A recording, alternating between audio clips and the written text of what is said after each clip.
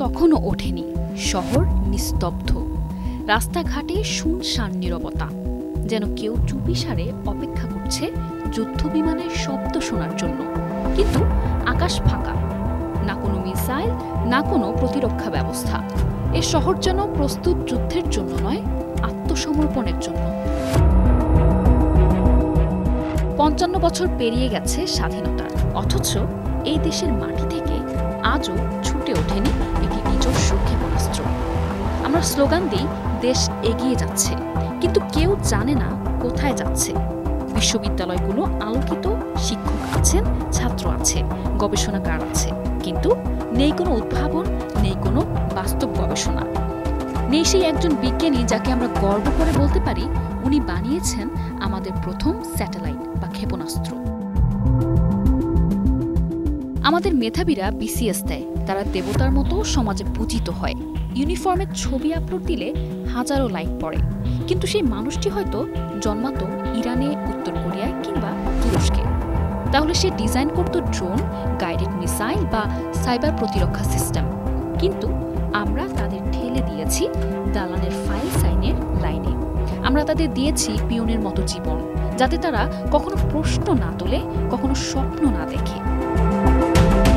আর সেই স্বপ্নহীনতার মধ্যে চাপা পড়ে গেছে জাতির ভবিষ্যৎ। আজ যদি মিয়ানমার সীমান্তে মিসাইল ছোড়ে, আমাদের কি আছে পাল্টা জবাব দেওয়ার? হাইপারসনিক ডিফেন্স নেই, নিজস্ব রাডার নেই, স্যাটেলাইট নেই, শুধু বিবৃতি থাকবে, আর থাকবে কারো সহায়তার জন্য অপেক্ষা। আমাদের সেনাবাহিনীতে সাহস আছে, প্রাণ আছে, কিন্তু অস্ত্র নেই। সব আমদানি করা, আর এটাই আমাদের সবচেয়ে বড় দুর্বলতা। যদি কেউ আজ একটি ড্রোন পাঠায় বঙ্গোপসাগর দিয়ে, আমরা কি সেটি থামাতে পারবো? যদি হয় সাইবার আক্রমণ, আমাদের ইন্টারনেট ব্যবস্থা কত ঘন্টা টিকবে? এমন প্রশ্নের কোনো উত্তর নেই, এবং ভয়ঙ্কর সত্য হলো উত্তর জানার আগ্রহও নেই।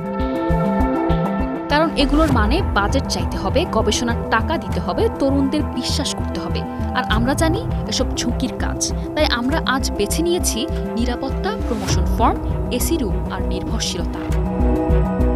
একটা সাহসী জাতি একদিন বলেছিলেন আমরাও পারি, কিন্তু আজ কেউ বলে না আমি রকেট বানাবো, আমি দেশের জন্য কিছু উদ্ভাবন করব। আজ সবাই বলে 2 বছর পর সিনিয়র হব, ভালো পোস্টিং হোক। এইভাবে এক একজনের সম্ভাবনা নিঃশেষ হচ্ছে প্রমোশনের লাইনে দাঁড়িয়ে। জাতি দাঁড়িয়ে আছে বিসিএস ক্যাডেটেড অফিসারের ট্যাগে গর্বিত হয়ে। কেউ আর বলে না আমি দেশের জন্য যুদ্ধ করব। হয়তো কোথাও কখনো কেউ চুপচাপ বসে আঁকছে বাংলাদেশের প্রথম ক্ষেপণাস্ত্রের নকশা। দেশ এখন এগিয়ে যাচ্ছে না আকাশে স্যাটেলাইট পাঠানোর দিকে, এগিয়ে যাচ্ছে প্রমোশন লিস্টের দিকে।